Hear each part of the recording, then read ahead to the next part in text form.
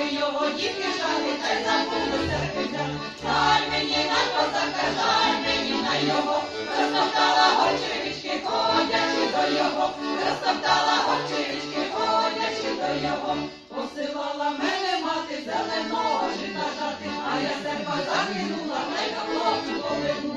Жаль мені на козака, жаль мені на його, розтоптала горчевички, ходячи до його, розтоптала горчевички, ходячи до його.